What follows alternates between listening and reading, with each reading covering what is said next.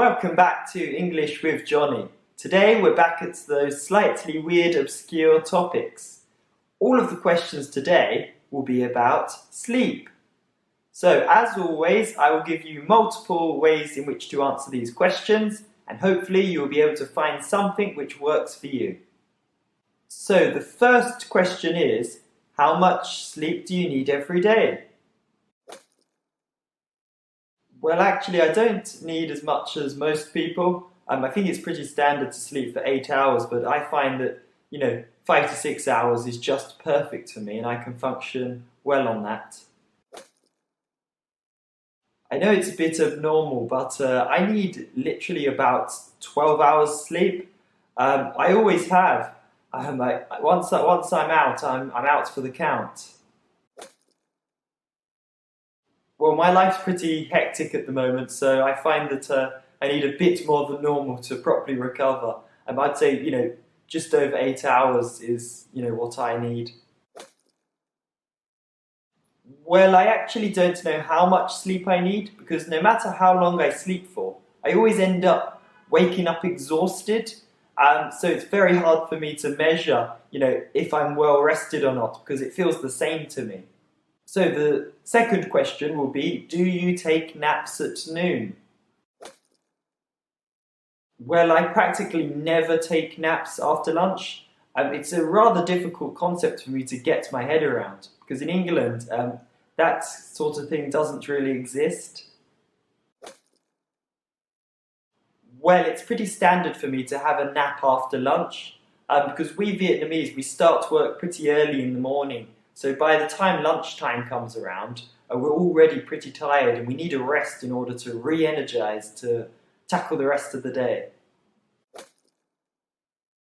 Oh, I wish, but unfortunately I'm a high school student, so my schedule's rather packed and I really don't have the luxury of being able to have a nap. I have to work all morning, work all afternoon and work all evening. Such is the life of a student.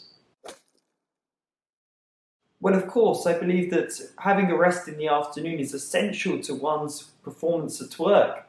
So, unfortunately, I don't have enough time to go home for a big, long sleep. But I do find a little corner of the office in order to take a nap for half an hour or so. The third question is, do you like to read before bed? Oh yes, I try to read a bit of a novel or something every night.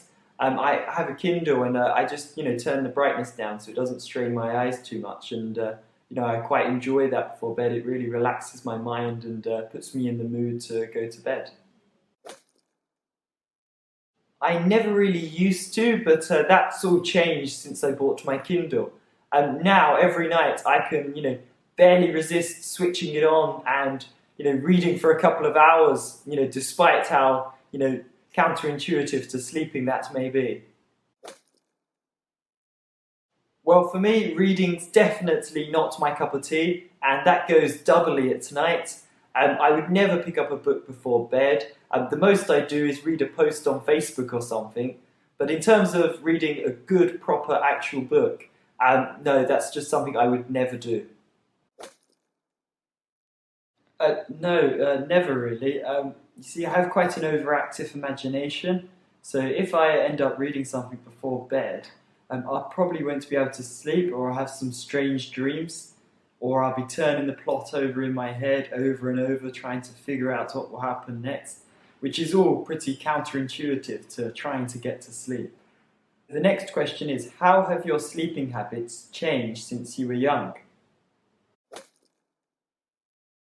When I was a kid, my parents pretty much dictated my bedtime. But now that I'm an adult, I have a lot more autonomy over when I go to sleep. So I will often, try to go to bed at a reasonable hour, but still leave enough time to enjoy my hobbies. Well, to be honest with you, my sleeping habits haven't changed all that much.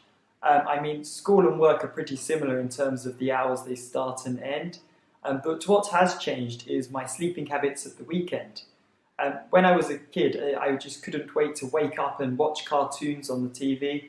But now that I'm older, I really do value a lie-in.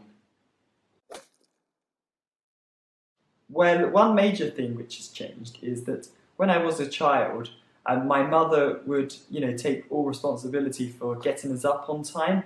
So she would set the alarm and then come in to wake us up.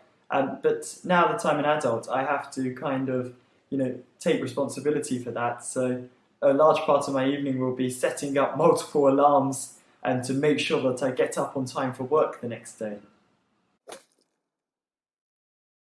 When I was growing up, my bedtime was quite rigid. My parents were rather strict about when I had to go to sleep. But now that I'm an adult, I have far too much work. I'll often be up quite late at night, trying to reach deadlines and preparing work for the next day. So my bedtime is a lot more random than it used to be. Okay guys, so that's it for today. I hope you enjoyed the video and managed to learn something from it. Until next time, see you later.